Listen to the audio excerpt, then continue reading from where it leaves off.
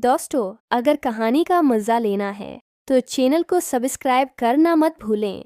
इसके बाद अबू और मामू काफ़ी देर तक बैठे बातें करते रहे और पुरानी यादें दोहराते रहे। मेरा स्कूल का काम ज़्यादा था, इसलिए मैं अपने कमरे में चली गई। रात के 11 बज चुके थे और मैं अब भी होमवर्क में मसरूफ़ थी।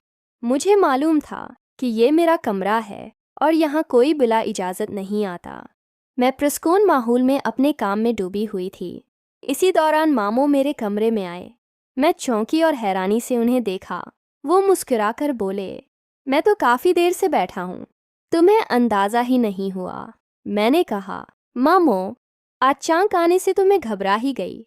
वो हंसे और कहने लगे, बस तुम्हारे साथ कुछ वक्त गुजारने को दिल चाहा और तुम्हारे हाथ की चाय की ख्वाहिश थी।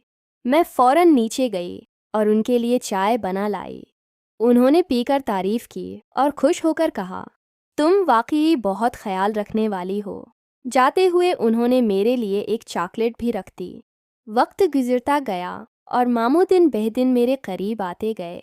एक दिन उन्होंने हल्की सी मुस्कुराहट के साथ पूछा, बेटा, तुम्हारा आगे क्या इरादा है? मैंने कहा, अभी तो पढ़ाई मुकम्मल करनी है और फिर अपने पाँव पर खड़ा होना है। मामू ने शफकत से कहा, बिल्कुल, यही सबसे ज़रूरी है। अगर कोई मुश्किल या मशवरा चाहिए तो मैं हमेशा तुम्हारे साथ हूँ। उनकी बातों से मुझे हौसला मिला और मैं मुतमईन हो गई कि कोई मेरा खैर ख्वाह मौजूद है। एक रोज़ ऐसा हुआ कि घर वाले खरीदारी के लिए दूसरे शहर गए। सरफ में और मामू घर पर रह गए।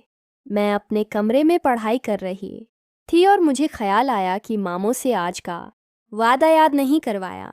मैं उनके पास गई और कहा, मामू, आपने आज चॉकलेट देनी थी, भूल गए। वो फ़ोन पर मसरूफ़ थे। मुझे बार बार दोहराना पड़ा।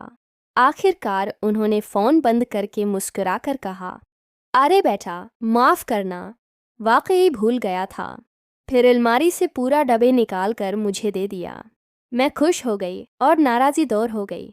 मामू ने कहा, देखो, तुम मेरे लिए बेटी की तरह हो। हमेशा अपनी तालीम पर तवज्जो रखना और बड़े ख्वाब देखना। इनकी ये नसीहत मेरे दिल को छू गई। मैंने दिल में अहद किया कि अपनी पढ़ाई मुकम्मल करके अपने वालिदैन और मामू सबका सिर फ़ख्र से बुलंद करूँगी। दोस्तों, अगर कहानी पसंद आई हो तो वीडियो को लाइक करें और चैनल को सब्सक्राइब करना मत भूलें। शुक्रिया।